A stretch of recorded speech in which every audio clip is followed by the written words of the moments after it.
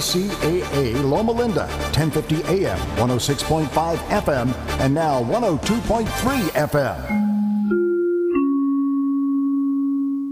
I'm Tom Busby, CNBC. Tesla has done it, bragging that it made that self-imposed Model 3 production target of churning out 5,000 of them a week by the end of June, even though that goal came 6 months late and Tesla needed Sunday, July 1st, to hit that 5,000 mark. Now Tesla's aiming for 6,000 Model 3s a week, and shares ended lower today. What else around Wall Street? Despite the threat of a global trade war, the Dow was up 35 points, the Nasdaq up 57, thanks in large part to tech shares. Shares of Hershey, Campbell Soup, and Kraft Heinz all lower today after Canada began collecting a 10% tariff on U.S.-made candy, soup, ketchup, bourbon, and other goods in retaliation for U.S. levies. Sears will close another 10 Sears and Kmart stores by this September. That makes 78 in all this year. And Lyft is buying the nation's biggest bicycle sharing company called Motivate. They're the owner of City Bike and Capital Bike Share. I'm Tom Busby, CNBC. We've all got places to go. From work to play. Morning to night, it's go, go, go. And then go some more. We go for music, movies, workouts, and checkouts. It's quite the busy little schedule we've got going. And we need something to keep up with it all. To keep up with life on the go. That's where Valero top-tier certified quality fuel comes in. It keeps your engine running cleaner, better, and longer. So you can get right back to going. Find a station near you at ValeroCleanGas.com. The national debt is now over $20 trillion. What happens next? Rising inflation drops in the dollar's value. Some experts say another crash is coming. You can fight this, not with stocks or bonds, but with gold and silver coins in an IRA from Augusta Precious Metals. Call 855-858-5807 and learn how an IRA backed by physical gold and silver can hedge against inflation. Call Augusta Precious Metals right now at 855-858-5807 and get a free gold IRA guide. Call 855-858-5807. NBC News Radio, I'm Richard Jordan. President Trump says he's met with potential candidates for the Supreme Court to succeed Justice Anthony Kennedy. During the morning, I interviewed and met with 4 potential justices of our great Supreme Court. Trump said he plans to meet with 2 or 3 more potential picks and will be making a decision over the next few days. The FBI stopped a potential terror attack in downtown Cleveland, Ohio on the 4th of July. U.S. citizen Demetrius Pitts is charged with attempting to provide material support to a foreign terrorist organization. Stocks are posting modest gains on Wall Street at the closing bell today. The Dow Jones Industrial is up 36 points to 24,307. A massive heat wave in the Northeast today has the heat index coming in at or around 100 degrees in Washington, D.C., New York, and Philadelphia. And AAA is anticipating 47 million Americans will hit the road for the holiday despite high gas prices. Richard Jordan, NBC News Radio. This segment of broadcasting brought to you by Tender Hearts TLC Incorporated. Tender Hearts, the helping hands for your loved ones, where they understand it can be difficult to find time in your already busy schedule to attend to all the needs of your aging loved one. Tender Hearts will be there for your loved one when you can't be. Tender Hearts TLC helps your aging loved ones stay in their home as they specialize in tender, loving, 24-hour service, including transportation to doctor's appointments, medication reminders, meal preparation, light housekeeping, and assistance with activities of daily living such as hygiene and grooming, orientation, and companionship. We thank Tender Hearts for their support of this station. Tender Hearts TLC, where they don't just care for your loved one, they give them tender, loving care. For more info, you can reach them at 909-528-9759. That's 909-528-9759 for Tender Hearts TLC. Are you having trouble sleeping? Are you always tired and worn out? Is it affecting your work and personal life? Well, South Pacific Sleep Lab can help you out. South Pacific Sleep Lab provides a personal study of your sleep patterns. With their trained specialists, they will diagnose your sleep habits and will give you a prognosis for getting a great relaxing night of sleep. South Pacific Sleep Lab has locations throughout Southern California, including Fontana, and will provide transportation to any of their locations at no cost to you. To find out more, give them a call at 844-SAD-5050. That's 844-SAD-5050. South Pacific Sleep Lab. Start resting easy and sleeping sound today. News, weather, and talk on KCAA 102.3 FM, broadcasting to the Moreno Valley, Corona, and Riverside. You shake my nerves and you rattle my brain. Too much love drives a man insane. And now, it's For the People with Judge Herb Dodell.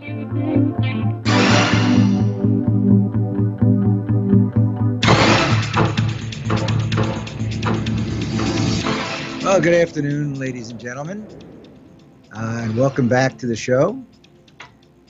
In accordance with our usual practice, we try to do things a little different every week. You know, some weeks we talk about practicality, and we talk about what you should do if you get caught up in a situation and how to resolve problems that you have from a practical inside standpoint. Other times we talk a little spirituality and how you can adjust your life accordingly and deal with problems as they come. Instead of calling them problems, calling them challenges. Then we deal about guidelines, how the system really works, so that if you're there, you have some sense of what to expect. When you expect things, you're less likely to be anxious and stressed out over it because you know pretty much what's likely to happen, not every time. And I've mentioned it before. I want to mention it again. We oftentimes talk about California law because that's where I practiced and where I'm on the bench and still am deciding cases on California law. So don't rely on information that I'm giving you and think it's going to be applicable in your state. You need to follow up with a local attorney. Go online. You can find out about a lot of things, cases. Every now and again, I'll give you the name of a case. And for those of you who are interested, you can go online and read the case. For example, I'm talking about a case called International Shoe. Most lawyers will remember that case. That dealt with jurisdiction where you can bring a lawsuit against somebody. So we try to mix it up every week. We've had some political issues, even though I'm not political. We've had Roger Stone. We had the investigator for the Cosby, Jackson, and Robert Blake's cases. Today we're going to have a very special guest. Talk about practicality. We're going to have as our guest this afternoon a fellow by the name of Michael Kahn. Not Michael Cohen. Not Michael Cohen. You mean Flipper? Cohen's new name is Flipper. I guess so. Well, today, according to the newspaper and what I was listening on the radio, this is looking more and more likely. Boy, you want to talk about an interesting battle coming up, you know, the big guys versus the little guys. But the little guy's got a lot to say this time, and that may make a big difference. He's a rat. He's a dirty rat. He's not going to take a bullet for him, I'll tell you that. Why would you? But it's very interesting, and of course I take no position. But this Supreme Court issue is going to really divide this country more than it has before. It's not so much that they're going to basically reverse Roe versus Wade, but it's really a decision of whether or not final decisions made by the Supreme Court remain final. Well, yeah, look at this Roe versus Wade. I think everybody's like tripping out about that, and then the same-sex marriage, that they're going to overturn all these laws, and it looks like it will happen. I mean, they're going to challenge it. It may, but then again, I heard on the way in today that Justice Gorsuch, yeah, he had told Susan Collins that he was not going to be an activist justice. In other words, he would respect the law as it existed, and he wouldn't be looking to change things. That's interesting. We'll see whether or not that holds sway, because they're all approved by the Federalist Society, and they're all conservatives. So it'll be interesting. Anyway, Michael Kahn, who I've known for probably 20 years, is a fabulous personal injury lawyer. They don't make him any better than this guy. He is so knowledgeable, so sophisticated, so experienced that he's going to tell you what you should do if you're in an accident. The real way, how to maximize your recovery, because he knows how to do it. And he really does know how to do it. I'm amazed sometimes when I talk to him, and I do, And he's got great explanations, biomechanics and what position you're sitting in, and if you turn your neck to the left or you turn your neck to the right, whatever. Ow. He knows it. He can read those medical records better than some of the doctors, I would tell you. God. And that's a part of the practical part here. People who listen to the show and actually act on some of the information that we give them is going to be in their best interest. Yes. If you know what to do and you do it, and you're relying on somebody that really knows how to do it, you're going to be far better off. You know, we hear all these advertisements. We see all these advertisements at the bus stop, in the back of the bus, you know, say, habla español, and great lawyer, got $2 million for my cousin Harry, you know, all of that. Is it really legitimate, or is it just a lot of puffing? I think you're going to find out a little bit more about that today. Good. So, part of the purpose of the show, I mention it every couple of shows. This is what, our 30th show, 31st show? Judge, you're counting them. I don't know. I lost track. It's a blur to me. I lost track. It's at least 30. I mean, you've been doing it since November. Yeah, well, they're really very good. I was listening to some of them over the weekend. They are good. And I learned something from myself. You know, you did? I had taken some notes and actually looked at some of my notes and I didn't really remember that. But I actually do research on preparation before these shows so that what I do talk about is authoritative for the most part. Many cases are going to have varying factors which may change the outcome and the results. That's why I always tell people, don't rely on what I'm telling you because I don't know enough about your case. Right. And you may just leave out an important point. In fact, one of the things I was going to say today, I'm going to say it, actually. Say it. I want to say it because we're going to talk about discovery. Remember last week we talked about what do you do if you want to file a complaint or you have to defend a complaint. And we got up to what they call the pleading stage. Pleadings are complaints, answers, cross complaints, counterclaims, things of that. That's called a pleading. And once that's all done and all the motions have been made and decided by the court, you move to the next phase, which I call the Christopher Columbus stage. What does that mean? Discovery. That's right. Thank you. We're looking for new worlds. And every time we find one, we appeal. You know, so just like the Indians did to the Pilgrims. They appealed for their lives. That's a different discovery. $24 was too cheap. No question. They undersold the property. Okay. For $24, you can't park the car in New York, let alone buy the island. Please. But we're going to talk about discovery. And I was thinking today, and mixing a spiritual principle into it. Let's say you're going through your documents, you know, for your own client, and all of a sudden you find something in there that's not very good for you, not good for your client. I mean, there may be an explanation and things like that, but it's not a good thing to have discovered this. What do you do? If you're the client, what do you tell the lawyer to do? Look harder. Find some answers. Help me, you idiot. I'm paying you. You know what? I'm not so sure that's really justifiable because I heard of a guy who made a plea deal just recently, and he told me the story, and I said to myself, I want to hurt his feelings. But it was a horrible deal. Horrible. But he made it anyway because the lawyer basically convinced him. And that, by the way, is one of the problems with contingency cases. Yes. Because the lawyer wants to get out as quick as they can, because the longer they stay in, the more money that they're spending. Right. Whether it's an out-of-pocket expense or the salary of somebody that's working on the case, time has a value, get the money now, whatever it may be.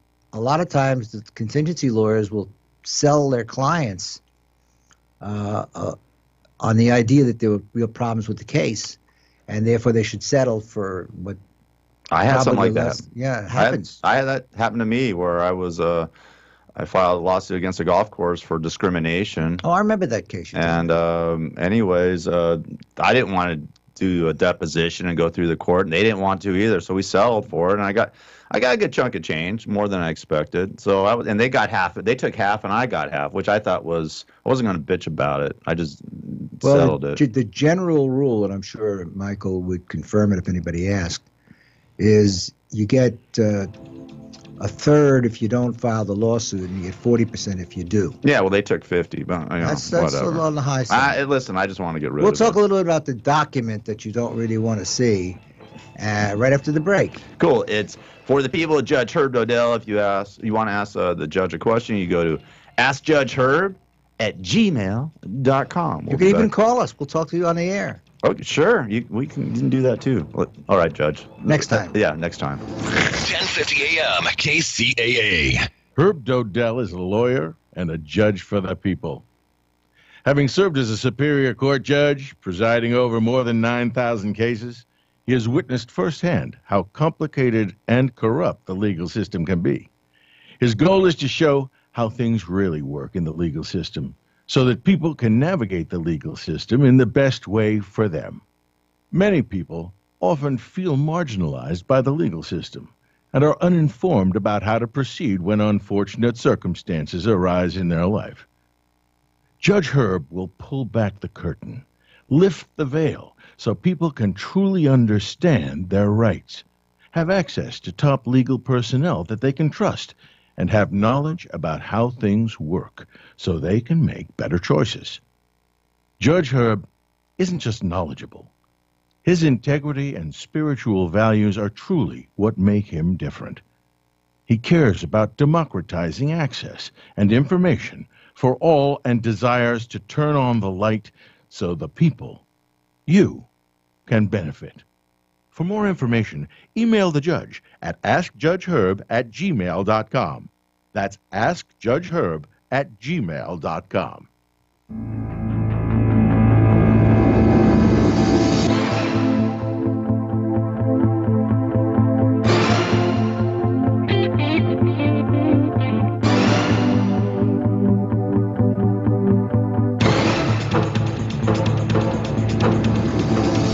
Okay, welcome back. We were starting to talk about contingencies and contingency lawyers, and almost all I can think about, personal injury cases are taken on a contingency fee basis. And there are what they call mills, which just have hundreds and hundreds of cases. They got to keep turning them because they got a big overhead. And so they'll tell you many times, there's a big problem here. We may not be able to solve it and whatever, and push you into a settlement. So what should you do? Get a second opinion. From who, though? Somebody else. Like what, another lawyer? A friend. They don't know nothing. My friends are stupid. Well, but even stupid people have a right to be represented. I understand that, but I don't want them talking about me or my case. The bottom line really is if you really feel that it's not right for you, don't be convinced that you're going to lose if you don't take the money. Because that's the scare tactic that goes along with some of this. If you don't take this money now, it's going to be off the table, and next week they won't even offer you half, and this is the best deal we can get right now. But can I ask you a question, Judge? Because you always talk about settling cases. And you got to settle cases. Right. Isn't it better to just take the money that they're offering you like I did and just settle it, and no more stress, no more bad energy, no more anything? That's what I did when I did this, when I settled, because I thought it was worth a lot more, to tell you the truth. I mean, I could have really the first lawyer I talked to wanted to sue him for like $125,000. And what happened is, and this is sort of strange, and I want to ask you about this, is that they basically, the lawyers that were representing me, turned it on me and started questioning my character and my background. Does that happen a lot? Because I was just like, what? Softens you up. Yeah, it's like, what are you doing? Why are you attacking me? They were the ones that were in the wrong, that didn't do anything about this discrimination against me. I remember that, the golf course situation. Yeah, they wrote a memo. Yeah, well, no, they etched a Jewish star, a couple Jewish stars in the bleached it. One of the workers did, and I know it was meant for me. And I talked to the general manager, and he didn't do anything, blew it off, and then 2 weeks later they fired me. And you should have demanded a cross for your other half. The what? A cross for your other half. Oh, Jesus. That's what you're talking about, Jesus, right? Yeah, I am a Baptist. No, too. but the point is that they're going to soften you up because they're going to hold that risk out over your head, and sometimes it's really accurate. Yeah. You take a big chance when you go to a trial. We've talked about that before. Juries will do it's called jury nullification, is what it's called. They'll ignore facts because they don't want to find in favor of one party versus the other. They will bend over backwards to find something good if they really want you to win. That's why you should always settle as long as it is what? Reasonable. Yeah, but they didn't even want with these cats. They just were attacking me, and finally I just said, hey, you know what? Forget it. I don't want to deal with you guys anymore. And then another lawyer took it on about 2 months later, and then got me the settlement. And it wasn't anywhere near $100,000, but I didn't care. I just wanted it done with. Most people will say that after they're in it for a while, and they drag them down for depositions and start poking. And that's a good lead into the Christopher Columbus section. Thank you. But I want to talk about the document first, the one that you found that you don't think is so terrific for you. All right. Your lawyer finds it. And so the lawyer says to you, look, I got this document. It's not very good for us. It's kind of weakens our case somewhat. What do you want me to do? What do you do if you're the client? You say, rip it up. Nobody else knows about it. That happens a lot, you know. Really? Sure. They don't produce it for the other side. There was a lawyer who was here, and I liked him socially. We've talked about him before. He's the guy that had a 26-hour billable day. Same guy. And there's nothing that he would produce that was going to hurt his client. It disappeared, you know, in a shredder, even before the shredders. And that's what he did. On the other hand, there was a guy on a case that I had, it was in Philadelphia. I remember it was 3 o'clock in the morning kind of thing, and I'm going through the box of documents for a morning deposition, and I find the home run. They didn't take it out. The guy was a legitimate lawyer. He left it in there. Just forgot. No, I think he consciously said, I got to do what's right. Really? Yeah, I've known him for a long time. A very legitimate guy. And we settled the case probably 3-4 weeks later for a reasonable amount. And I've also spoken to claims managers. In terms of insurance businesses, the claims manager is a high-up person. All of the claims representatives are working under him or her, so they're pretty important. I finally got to take this deposition of this guy in the Midwest. I can't tell you what state it was in because they'll know what company it is. And I made a deal ultimately that I wouldn't disclose the name of the company in exchange for a very nice settlement, by the way. Very nice settlement. But the guy admitted that they know that they turned down legitimate claims for reasonable amounts of money because they know that a certain percentage is going to end up being attrited, by attrition. And the bottom line is a lot of these people can't survive it. The stress is too much for them. Yeah. It's a life-changing experience. It's a drag. They are harassed and hounded. Yeah. And they feel it. The stress is terrible. And then they get threatened. This is what's going to happen and whatever, or the lawyer dies, or the lawyer quits, or the lawyer settles cheap, or whatever it is. There's a myriad number of factors. And they know that. And they have statistically analyzed algorithms, whatever they use to figure it out. They say, okay, look, we won't pay 100 claims that are legit. At the end of the day, they may end up paying for 10 of them, maybe 15 of them. And they will milk it, and they'll find something in your life. It's easier to be a defense lawyer than to be a plaintiff's lawyer. Why is that? Because the defense lawyers always find something wrong. The plaintiffs always did something somewhere inconsistent, or they were in an accident 4 years ago, whatever it is. Yeah. They've got investigators, and they're going to dig it up, and they're going to find it. And they're going to then stick it in your face. Yeah, they took my Howard Stern interviews and started sticking those in my face. And I'm like, I never wrote one of those questions, even though some of them were offensive, So that's what these lawyers, the first lawyers, used against me. Was my interviews working for the Howard Stern show. And I'm like, what are you talking about? I didn't write one of those questions. Well, first of all, the law business is not a clean business. No. If anybody tells you this is a real clean, as white as the driven snow, ain't so. Thank you. And so one of the things that you need to do, in fact, I'll talk to Michael Cohn about it. I got Michael Cohn on my head. Michael Cohn about it. So does Trump. Is that? Sorry.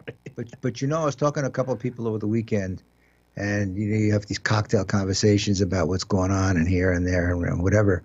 But for those people who really want to see him go, who don't like what's going on in their worlds, the best thing they've got is Mueller's investigation. They're all praying that they're going to find something because that may be the only way that they're going to change the dynamic, the paradigm of what's going to get to be law, what's going to change in the courts and things like that. So a lot of those people are really rooting for that. It's a great saga. It's a great story. Let me ask you a question. What do you think? I'm just curious about this because I've been thinking about this too. Now, Trump is going to, elect or nominate another Supreme Court justice probably within the next month, within the month for sure. A week from tomorrow, a week from Friday. Right. Okay. But what do you think? Do you think Mueller might wrap up his investigation before that nominee goes to the Senate to be confirmed, because he can sort of blockade that if Trump gets Could. I mean, think about this. I'm telling you, this is Garverdamos right now. This is what I predict. Oh, that's right. You're the famous political scientist. Yes. Garverdamos, Nostradamus, Garverdamos. Yeah. So predicting. I'm saying that I believe that Mueller will wrap up his investigation before that nominee goes before the Senate. Well, going before the Senate doesn't mean you get approved within the next day or so. This will go on. That's what I'm weeks. saying. It goes on for weeks and weeks and weeks, and that's what I'm saying. Within that time frame, I think they will. I think between Cohen and Mueller, they're going to nail Trump. Whoever's pushing it, it's Exactly. on one side or the other. But that's a story for another day, and we're not here to talk about world politics. Although it's nice every now and again to get there because it's the legal issues are involved. Yeah. And they will be, because I understand one of these nominees had made a statement. I think it was Kavanaugh, who said something about changing the rules that you don't like. Judge, we have a caller, Judge. I don't know what this is. That's probably Michael Cohen. Okay, Michael Kahn. Michael Kahn. It is Michael Kahn. Go ahead, Judge. You're on the phone with Michael Kahn. Is that Michael Kahn? Yes. Hi, Judge Dodell. Thank you for having me. I'm excited to talk with you guys. I love your show with Gary, and hopefully I can be helpful today. Well, I was telling Gary beforehand, and I mentioned it in the introduction to today's show, that you're in a real specialty. And of all the lawyers that I've known over many, many years, I think you're probably the best personal injury lawyer that I've ever seen. And that's because you are you're not only smart, but you're a street smart guy. And I like street smart guys. And so we're going to talk about what we can do for the public, because that's the purpose of this show, is to help the public understand how things really work so they can make better decisions as to who they surround themselves with. We were talking about 10 minutes ago about some contingency lawyers pushing clients to settle cases cheap because it's better for them financially. Now, I know that's not you, because I know some of your cases. You hang in there and you make it work. So what we're going to do in the short time we have to talk today is ask your advice. What do you do if you've just been in an automobile accident? Somebody just rear-ended you on the freeway. Somebody passed a stop sign and hit you on the side, and now you're on the side of the road. Take us through the process, how it should work. Well, having been in an accident myself and handled thousands and thousands of cases, when the adrenaline's running after an accident, even if as experienced as you are, it's hard to remember what to do. So it's always good to have a checklist or something in the glove box to take you through the action sequence. So first thing to do is, I find that when people get into an accident, to make sure the area is secure when they get out on the freeway. I've had people that got hit by cars. So you got to make sure before you do anything, you don't do anything after an accident, to secure the area and make sure that you're safe. If it's safer to put flares out or leave flashlights or flashing lights on, something, because a lot of cases we had were after there was an accident, there was a subsequent accident. So the most important thing is your own safety. You got to make sure you can do whatever you can to be safe at the accident scene. And then what? That means, well, then once you are safe or secure, you try to pull over to the side, make sure everyone's okay. If you're hurt or there's a lot of damage, is to call the police. It's very important to call the police office to investigate the accident. They collect the evidence, they take statements, and everything's fresh in the mind at that point. If you're hurt, you call for an ambulance. And then that's an important thing to do, because then people have headaches. We find that they get a little dizziness, and it seems like a nominal injury, but it turns out that they wait 4 or 5 days when they actually had a concussion. So it's important that if you feel any sort of pain or any kind of injury, that you get medical attention, no matter how as significant you may think it is, because sometimes people wait too long, and then the insurance companies take the position, well, if you were that hurt, you wouldn't have waited that long. I didn't do a lot of personal injury work when I was practicing full time, but that was something that I saw from time to time. If you didn't go to the doctor for the first 30 days, the insurance company said you're just making it up now because you see there's some dollar signs in the future. If you were really that hurt, you would have gone to the doctor right away. And you're absolutely right. They're looking for every reason they can get to not to pay you.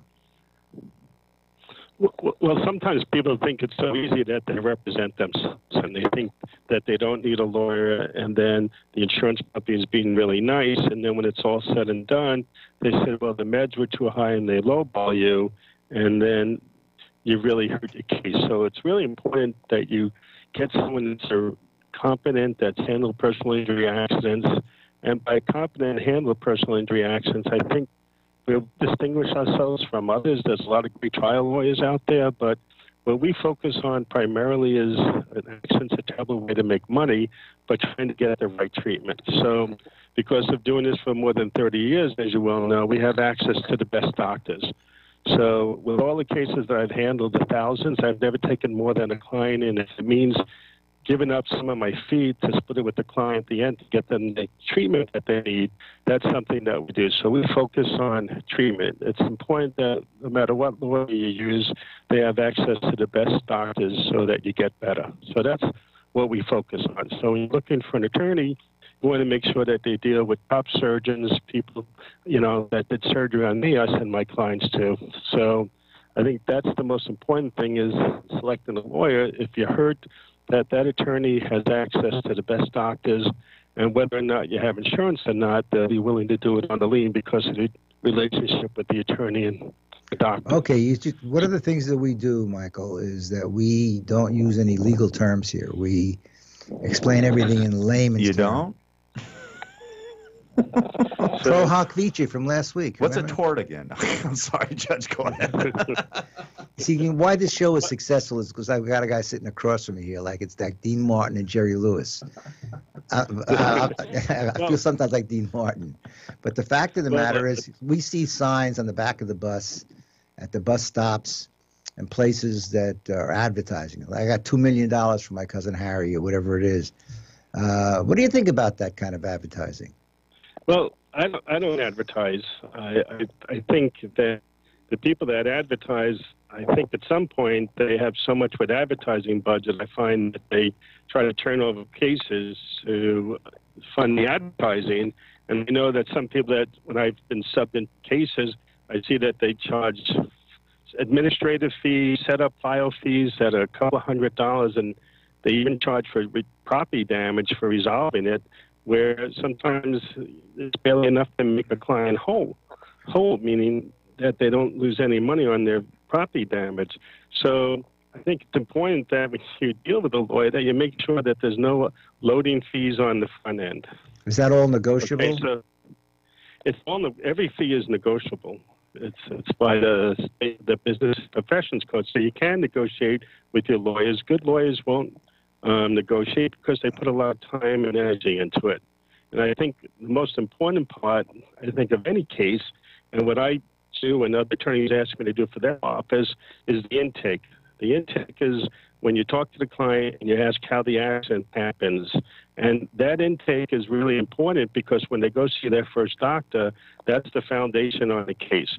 So a lot of attorneys' offices have investigators that go out and sign people up, have case hands. In our office, it takes about an hour and a half to do an intake because we want to know at the time of the accident which way they were facing, if they were turned.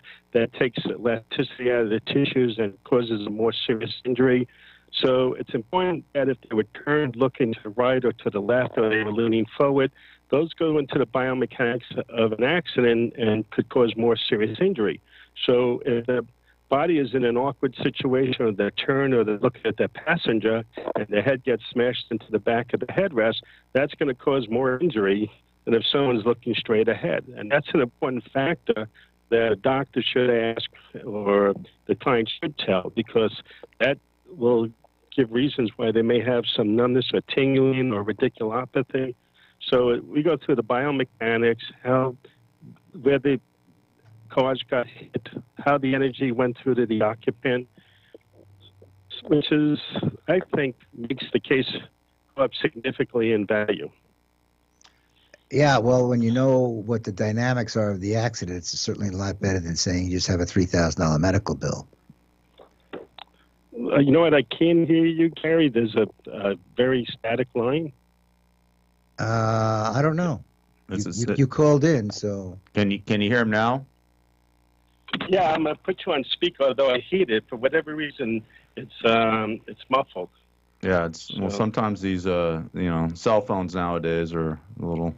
It's not like the landlines as old. I was going to get back to using legal terms. You use the word lien. Can you tell us what you mean by a lien? A lien? Well, here's what happens. Sometimes people have insurance, or let's say, for example, they're with an HMO, and it's hard to get treatment, or you got to go to your primary care doctor, and they set up an appointment for therapy that's 3-4 weeks out, or it could take up to months to see an orthopedist. So what we do is, if a client's hurting, we don't want them to be deprived of their medical treatment, so we set them up with a qualified, well-respected doctor, and what they do is they treat them on a lien, which means at the end of the case, we settle up with the doctors and we pay the lien. So we get them in immediately for attention, we get them to the best doctors, and that's why a lien is preferable. And there was a recent case that just came down that said that if someone treats on a lien, even though they had insurance, it's still treated as if they're uninsured and they can get the lien amount. So that was a big case for plaintiffs. Came down on May 8th. So a lien gets the client the best doctors and gets them the treatment they need right away, rather than waiting to get approval from their primary care or their primary doctor and then an orthopedist a couple of months down the road. What goes into evaluating a case in terms of damages and what could be recovered? I guess including insurance. The key thing is first of all, is insurance. If the responsible party only has a $15,000 policy and you have the same amount of uninsured motorists, well, no matter how bad the injuries are, the case is going to be limited by the applicable insurance. So let's assume, hypothetically, that there's no limit on the insurance. What gets into the value of the case is the extent of the injuries and how well it's documented. So if someone has a neck or back injury, or they have some numbness or tingling, we usually try to send them for physical therapy. They try NSAIDs or non-steroidal medicines. They give them steroids. Then they'll try pain management. As you know, with some of the cases that you referred to me, if that doesn't help, there's basically they have a situation where they have a choice to have surgery or live with the pain. What is an epidural, just for those who are not medically oriented? You know what that is? Well, of course, you know what it is. As I said before, what happens is if someone's conservative treatment fails, we send them to a pain management doctor. That pain management doctor looks at the MRIs and determines what the symptoms are. So an epidural would be needed if, let's say, you have numbness and tingling going down from your lower back down your legs, and that goes down, You there? Uh-oh. Well, we lost him. I don't know, Judge. Guess he went through the tunnel. He went through somewhere. He went through the abyss. We can try calling him back. You want to try calling him back? Yeah, sure. All right, we'll give it a shot. See what happens. But anyway, we might as well talk about... Sorry, the party you are trying to reach... Well, the party I'm trying to reach... Sounds like he's underwater. Are you going through any tunnels? I don't know, man. You know, these new phones, I mean, this is the problem with taking calls, is that every phone is different nowadays, and they don't. It's not like a landline. Remember the landline? Here he goes. Go. Remember the old landline, Judge? Yeah, sure. I got one. You have one, don't you? I do. I know you do. Okay. You there, Mr. Khan? Mr. Khan, you there? Yeah, I wonder if it was like the gong show and I got gonged. All of a sudden it went dead. Well, we're talking about pain management, so go You're ahead. talking about epidurals. as I was saying with epidurals, if you have some ridiculous complaints going, meaning numbness and tingling, your toes go numb, an epidural is where the pain management doctor will give you an injection, and they do it fluoroscopically, which means they do it like guided, and they give you a needle right into where the disc is, trying to bring down the inflammation so it takes the pressure off of the axillary nerve inside your lower back. That's worth a lot of money. Sometimes they work with a diagnostic, and if the patient gets relief from that, they try to do another one depending on their percentage of relief.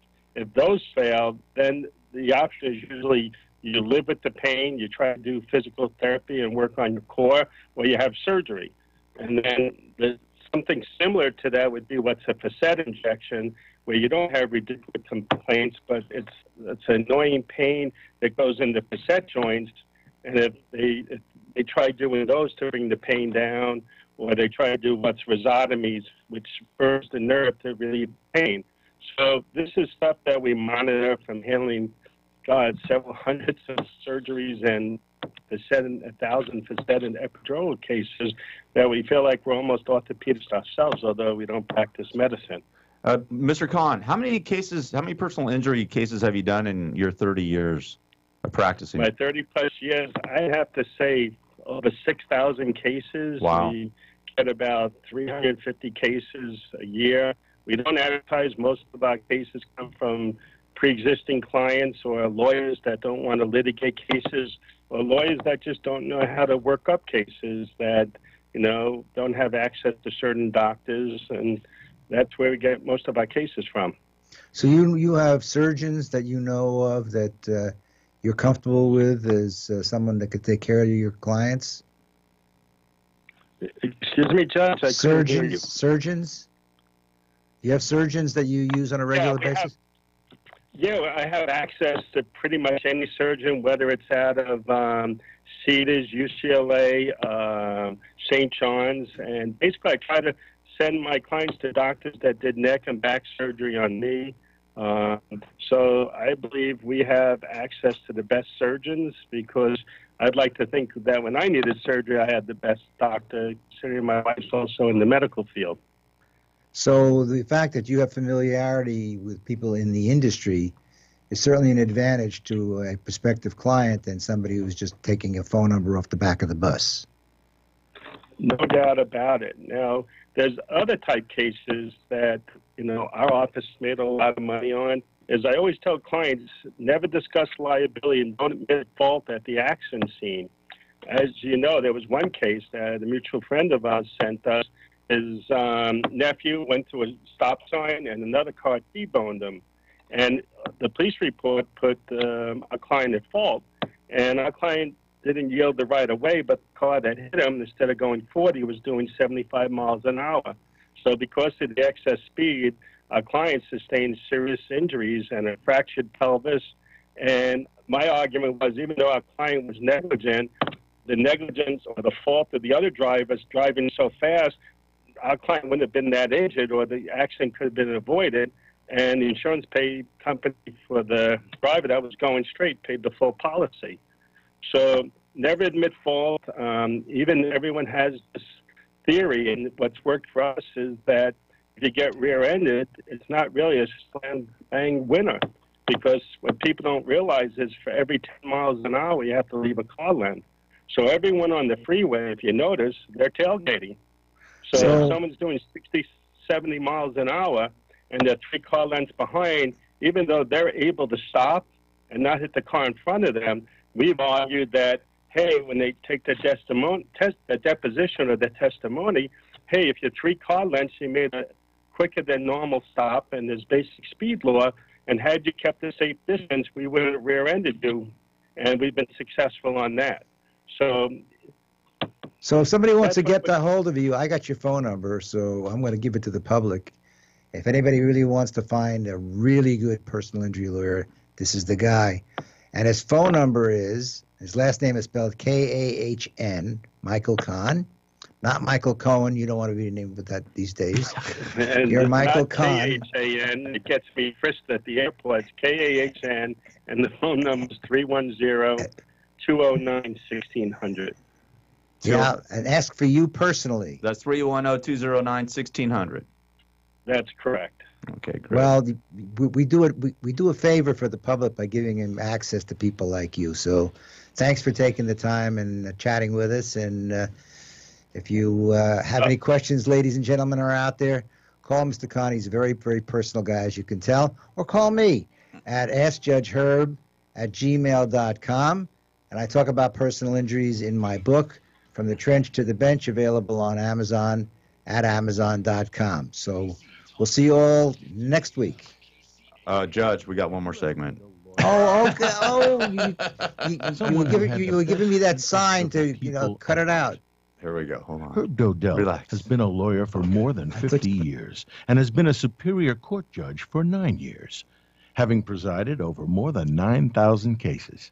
In this show, he will reveal the secrets of how things really work in the legal system, so you can maximize your position and benefit most when you're in trouble and need someone on your side to simplify the process for you. For more information, email the judge at askjudgeherb@gmail.com. That's askjudgeherb@gmail.com.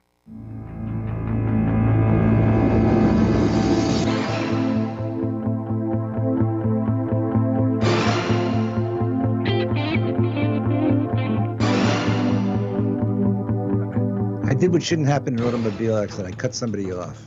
Judge. I thought that was it for today. You would give me the sign, I was saying break. Oh, break. See, break. Wrap it up, break. See, my signs that. I was going to get into broken legs. Okay, I wasn't sure what you were trying to say. Yes. Well, I thought I was on vacation. Language. I thought I was on vacation. Aren't you on vacation? Am I? Well, you said you're on vacation. I'm here. All right. Well, let's get to Christopher Columbus.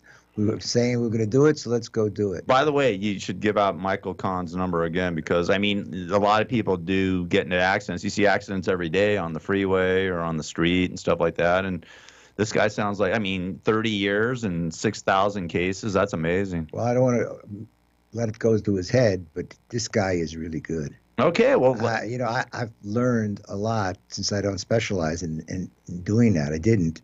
And I would talk to him about some of these occasional cases that would come in on personal injury, and the guy really knows biomechanics. If you're 4 inches from here and you twist it to the left or whatever, you're going to get that kind of injury. The average guy or gal that's out there has no clue about any of that. I want to ask him about contingency. Does he do it on contingency basis? Yeah, they're all contingencies. Okay. Well, I'm just curious. I didn't ask him the question about small claims court, but I'll share that information with you. I wanted to ask him, what do you do if you send people to small claims court because the cases aren't big enough and they're under $10,000? And do you do that? He says, of course we do. We see with a typical soft tissue injury case, with minimal damages and a small chiropractic bill, we send him to small claims court. But normally don't. I said, what do you do? Yeah. How do you get paid? He says, we don't. He doesn't? I said, you do all that work and you send him to small claims court and maybe somebody sits and watches it and you don't take any money? He says, no, I don't. Wow. Most of the lawyers will charge you their fee. Absolutely. Or what they will do, which is what I wrote in the book, I think I might even mention it on one of the shows, what they'll do is the chiropractor's bill is, say, $3,000. You owe it. As the client, as the patient, you owe the $3,000. So if you've gone to small claims court and you got $6,000, $7,000, $8,000, if the lawyer was to take 33 and a third %, which is the usual amount, or 40% if there's any lawsuit involved, they call the chiropractor. The lawyer calls the chiropractor because they know each other. Right. Why? Because the lawyer is sending business to that chiropractor. Exactly. And so they're very receptive, and they'll say, look, your bill is $3,000. This happens a lot, by the way, a lot. Take $1,500. And the chiropractor will say, okay, I'll take the $1,500. The work has already been done. It's all basically office visits and things like that. And they'll take $1,500 and they'll go back to the client and they'll say, you know what? We're not going to charge you a fee, but I've just saved you $1,500 with Dr. Jones. We should keep that. Yeah. And that's how the client says, well, I would have had to pay it anyway. And they'll go, okay. So they'll take $1,500. Yeah. They really shouldn't, but they do. And Michael doesn't do that. He says, you know what? If they don't make any money, I don't make any money. So Very legitimate guy, by the way. That sounds like it, because most lawyers would settle that case before they take it to small claims court. And I was surprised to find, and I really didn't know it, is that in a lot of these retainer agreements that are generated by the people that advertise a lot, you know, the guy that's on TV at 3 o'clock in the morning is telling you about your accident or mesothelioma or whatever. Or the guy they're always selling you, pushing you something. Time of the sorta. Do you have a mesh and you shouldn't have had a mesh or whatever it is? They're promoting it. They're not keeping those cases. Don't stay with those lawyers. You know, those lawyers probably never even don't even know what the courthouse is. Yeah. What they do is they refer it out to some lawyer who gives them a fee. Right. For referring the case. Referral fee. And a lot of times they're legal. They didn't always used to be, but they are now. And so what they'll do is they'll put in their agreements a percentage of their advertising costs, and they recover it as a cost out of your end when the case is settled. That's why you got to read those retainer agreements. Do not just simply sign your name without knowing what you got. And if you're going to be dealing in small claims court, potentially make sure you put in there that they're not going to get a fee if it goes to small claims court. They shouldn't, and they don't. Well, I shouldn't say they don't. Many of them do. Right. Khan's a legitimate guy. He doesn't do that. That was one of the things that impressed me about him. Easy to talk to, easy to get a hold of, caring guy. That's why I invited him to be on the show. I mean, I've known him a long, long time. We used to have an office in the same office suite many years ago. And I kind of liked him. I thought he was really a legit guy. So let's get on to discovery, the most expensive part of the lawsuit. Really? Yes, really. Because what happens is the first thing you get is what's called interrogatories. Interrogatories are questions that you have to answer under oath. Okay. You got 30 days, so basically you answer them with the lawyer's help. And so because you have that time, that's one of the reasons the Trump people wanted to have questions submitted to Trump as opposed to an interview face-to-face across the table. Yeah. But the lawyer gets to fill out the answers to the questions. Then you get what's called a notice of production. Notice of production means you got to give them all the documents that they're asking for. And they're going to go back and ask you from high school on, and where were you, and if you have a loss of earnings claim, they're going to get into your books and records, and how much did you make, and meanwhile the people are worried it's going to go to the IRS, and it's a whole to-do. They're really looking to find whatever they can find as a justification for either paying less or not paying anything at all, especially in liability cases. How many other accidents have you been in? And then they'll ask for all the records from all of those prior accidents. That's called a notice of production. They can also send you something called a request for admissions. Now, what's a request for admission? A request for admission is simply, do you admit that you caused the accident? If you don't answer the request for admission, it's deemed admitted. Case over, because you didn't deny it. So generally, you have three options: admit, deny, or say you don't have enough information upon which you could give either an admission or a denial. That's what I'm using. But go ahead. But that's the way it works. In all the years that I was practicing, there's a provision in the code that says if you deny something and it's later proven at the trial, you have to pay the cost of proving it. So if you deny something and it gets admitted, it could be very expensive for you. Wow. I've never seen it ever enforced in 50 years. Okay. But it's in the code. Yeah. So they kind of threaten you. You make sure you admit those that you admit. And you do. You admit those that are not really that terribly significant. They'll ask you all kinds of questions. You admit or deny or say you don't know. And the fourth one, the most expensive, is called a deposition. A deposition is a question and answer period between lawyer or lawyers and the witness or the party. Is there a judge involved there? Depositions, no. Okay. Only if parties refuse to answer. Okay. Then the judge gets involved as part of what's called a motion to compel. And if the refusal was not unjustified, the judge can assert what's called sanctions. So there's like no mediator, no arbitrator. Not at that. Well, it depends on how hot it gets. Okay. In big cases, a lot of times they'll have what's called a referee, just like a football referee. Right. And they ask the questions, and the answers are there. And if they don't answer, the referee makes a decision. Happens infrequently because it's expensive. And most of the time, it doesn't require that. I remember very, very clearly, it's got to go back to the mid-'80s. I was involved in a very extensive case in Fresno. I was like living in Fresno. 4 days a week. Sorry to hear that. You want to know anything about Fresno? I've been there. Oh, I spent a week there one night. I dated a girl there for 2 years. I drove up and back for 2 years. Terrible. How crazy is that? Through the Thule fog. I'm telling you, man. Yeah, well, this was such a contentious lawsuit. One guy had threatened my life. I think I told the story. Really? Already. Yeah, I was carrying a gun for most of the case. You didn't tell us that one. Yeah, well, this guy had said to me that I'm not going to see the light of the day, you know, and he was a kind of gangster type person. I took it seriously, reported it to the court, by the way, and I carried a gun for the rest of the time that I was up there. Were you afraid? I don't know what was called fear. I was going to be prepared. Okay. And when we took depositions, we took them in the courtroom.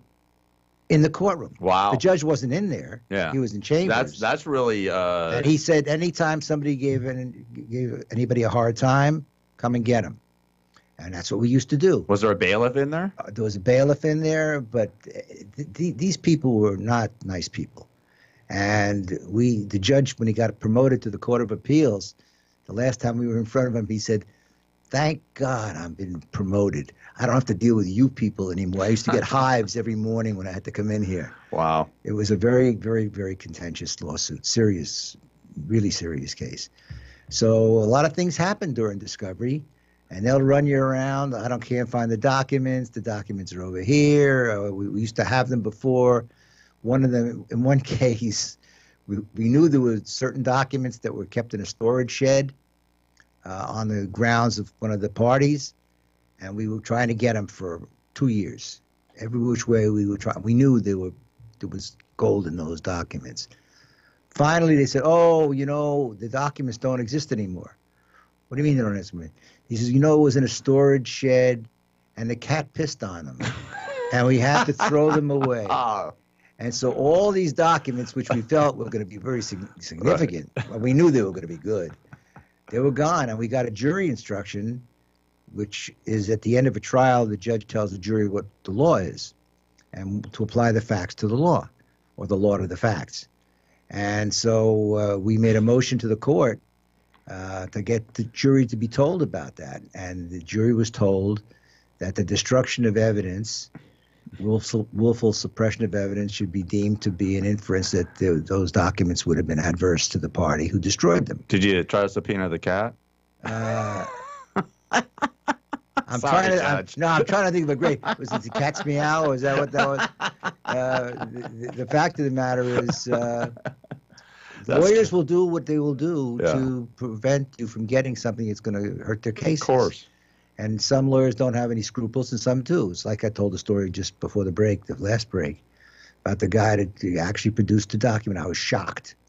He gave it to me. Yeah. And I said to myself, wow, you know, we never would have known that document existed.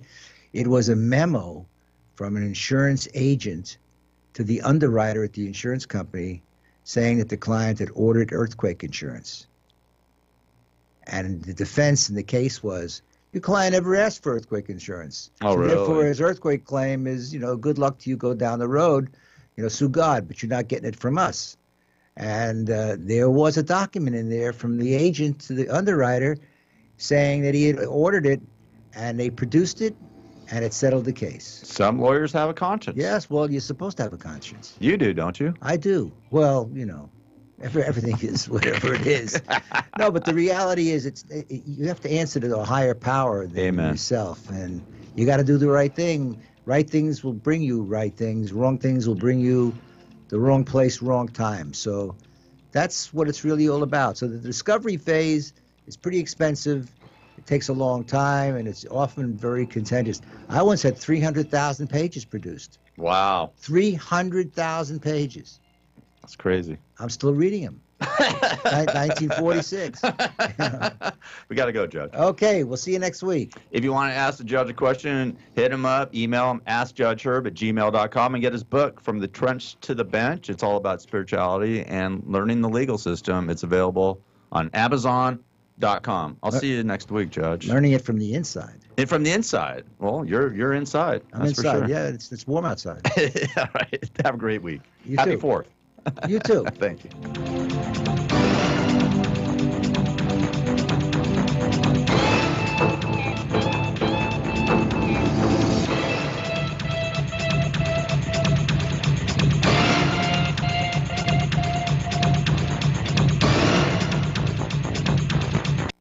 KCAA Loma Linda, 1050 AM, 106.5 FM, and now 102.3 FM.